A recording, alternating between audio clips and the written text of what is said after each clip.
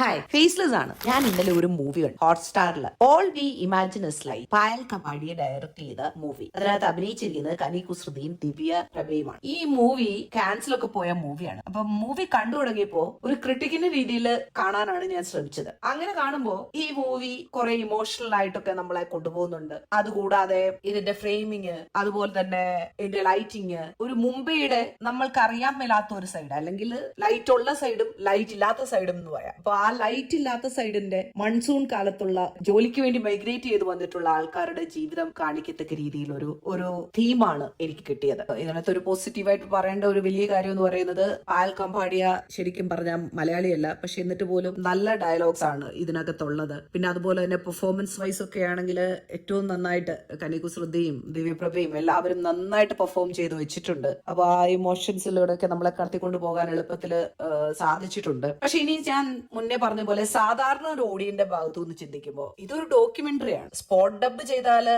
രണ്ട് nudity കാണിച്ചാല് cancel പോകുന്ന രീതിയിൽ സിനിമ മാറിയിട്ടുണ്ടോ എന്ന് സംശയിക്കത്തക്ക രീതിയിലാണ് ഇത് പോയിരിക്കുന്നത്. കാരണം സ്ലം ഡോഗ് മില്യനർ ഇറങ്ങിയപ്പോ ഒരു പ്രത്യേകമായിട്ട് സിനിമ നല്ല സിനിമയാണ്, പക്ഷെ അതിന്റെ ഒരു കോൺട്രോവേഴ്സി ഇന്ത്യനെ ഭയങ്കര ചീപ്പായിട്ട്, അതായത് ഇന്ത്യയുടെ ചീപ്പായിട്ടുള്ള ഒരു സൈഡ് ഉണ്ടല്ലോ, കഷ്ടപ്പാടിന്റെയും ബുദ്ധിമുട്ടിന്റെയും അങ്ങനെ ഒരു സൈഡ് എടുത്ത് കാണിച്ചു കഴിഞ്ഞാല് ഈ എബ്രോഡ് ഉള്ളവർക്ക്, സായിപ്പുമാർക്ക് ഭയങ്കര സന്തോഷമാണ്. അവരിത് കണ്ടിട്ട് ഇതാണ് ശരിക്കുള്ള ഇന്ത്യ, ഇത് മാത്രമാണ് ശരിക്കുള്ള ഇന്ത്യ എന്ന് ചിന്തിക്കത്തക്ക രീതിയിൽ അവർ ഇതിന് കുറെ അവാർഡൊക്കെ കൊടുക്കും. അപ്പൊ ഇതും ഏകദേശം അതുപോലെ തന്നെയാണ് കണ്ടിരിക്കുന്നത്.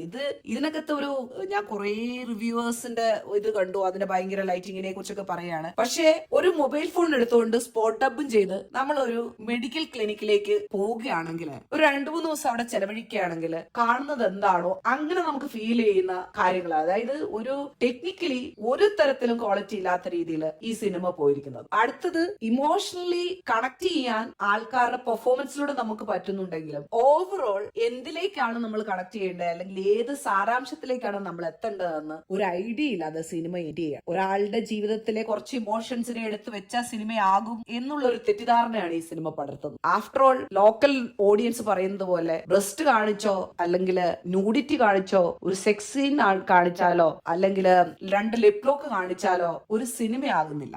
വളരെ അതിശയപ്പെട്ടു ഞാൻ. ഞാൻ ഫിലിം ഫെസ്റ്റിവലൊക്കെ പ്രദർശിപ്പിച്ചുകൊണ്ട് അതിനെന്തെങ്കിലും ക്വാളിറ്റി ഉണ്ടാവുന്ന കരുതി. പ്രത്യേകിച്ച് ഒരു ക്വാളിറ്റി ഇല്ല. ഈ സാധനങ്ങളൊക്കെയാണ്. എനിവേസ്, സിനിമ കൊള്ളാം, പക്ഷേ ഈ കൊട്ടിഘോഷിക്കുന്നതായിട്ടുള്ള ഒന്നും അതിനകത്തില്ല എന്നുള്ളതാണ് സത്യം. കാരണം എല്ലാവരുടെയും ലൈഫിലും ഇഷ്ടംപോലെ സ്റ്റോറികളുണ്ട്. ആ സ്റ്റോറികൾ അവതരിപ്പിക്കപ്പെടുന്ന രീതിയിലാണ് സിനിമ പൂർത്തിയാകുന്നത്. ഇവിടെ അവതരിപ്പിച്ചിരിക്കുന്ന രീതി ആ ക്വാളിറ്റിക്കൊത്ത് ഉയർന്നില്ല എന്ന് തന്നെ വേണം പറയാൻ.